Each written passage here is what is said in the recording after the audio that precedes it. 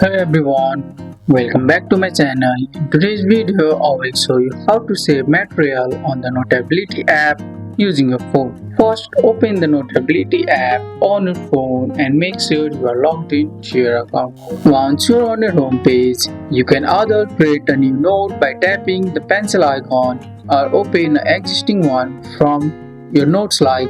Once you're in your note, you can type, write, draw or insert files like PDFs or images. To insert material, tap the plus icon at the top, then choose what you want to add like a photo, document, web clip or even a GIF. Select the file or image from your phone, tap on import, select.